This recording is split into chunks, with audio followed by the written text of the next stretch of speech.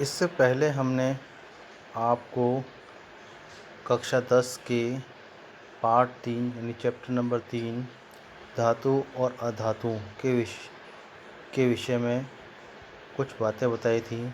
उसी कड़ी में हम आगे बढ़ते हैं। आज हम धातुओं के रासायनिक गुणधर्म के बारे में पढ़ेंगे। इससे पहले हमने धातुओं के भौतिक गुणधर्म के बारे में पढ़ा था और आज हम धातुओं के रासायनिक गुणधर्म के बारे में पढ़ेंगे। इससे पहले हम एक चीज़ बताते हैं कि किसी भी पदार्थ के भौतिक गुण और रासायनिक गुणों में अंतर होता है। भौतिक गुणों के कारण उसके रासायनिक सूत्र में किसी प्रकार का परिवर्तन नहीं होता, परंतु रासायनिक गुणधर्म के कारण उसमें नया पदार्थ बन जाता है और उसके अणुसूत्र का परिवर्तन हो जाता है।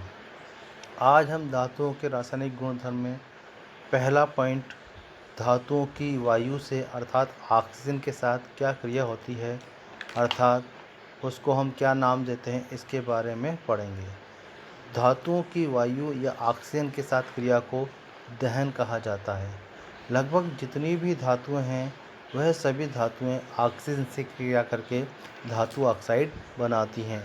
जैसे कि हमने आपको एक सूक्ष्म रूप में या मानक के रूप में एक समीकरण दिखाई है कि धातु प्लस ऑक्सीजन ये आपस में क्रिया करके धातु ऑक्साइड बनाते हैं। हमने यहाँ दो उदाहरण भी दिए हैं। जैसे कॉपर जो धातु है यानी जिसे हम तांबा कहते हैं, वो ऑक्सीजन के साथ क्रिया करके कॉपर ऑक्साइड बनाता है। इसी प्रकार एल्यूमिनियम Al जो ऑक्सीजन से क्रिया करके एल्यूमिनियम ऑक्साइड बनाता है। इस प्रकार हम यह कह सकते हैं कि जितनी भी धातुएं होती हैं वो सभी ऑक्सीजन से क्रिया करके ऑक्साइड बनाती हैं। सामान्यतः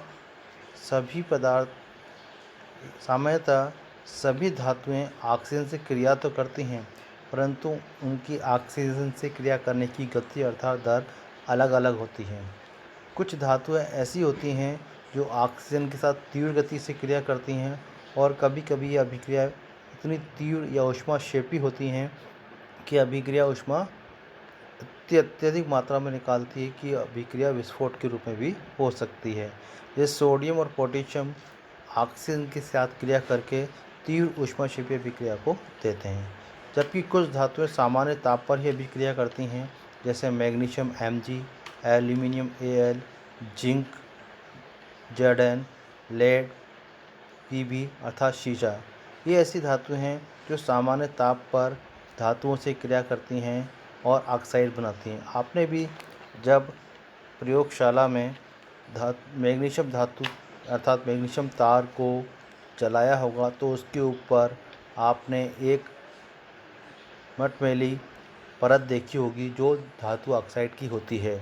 उस मटमैली परत को हम घिसकर रेगमार्क से या पत्थर से हटाते हैं तो हमें चमकीली मैग्नीशियम धातु दिखाई देती है। इसके अलावा कुछ अन्य धातुएं ऐसी भी हैं जो गर्म करने पर ऑक्सीजन के साथ क्रिया करती हैं, जैसे लोहा है, तांबा है। इसके अतिरिक्त कुछ धातुएं ऐसी भी हैं जो अत्यधिक उच्च ताप पर भी ऑक्सीजन से क्रिया नहीं करती हैं, जैसे सिल्वर, गोल्ड अर्थात चांदी और सोना।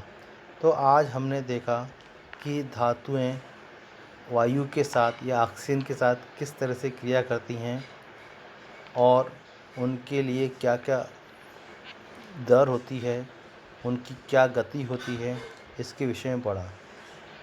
इसमें से अगर आपको कुछ समझ में नहीं आया हो तो कृपया आप मेरे कमेंट बॉक्स में मुझे बता सकते हैं या आप पूछ भी सकते हैं। उसका उत्तर हम आपको अगले वीडियो में दे देंगे।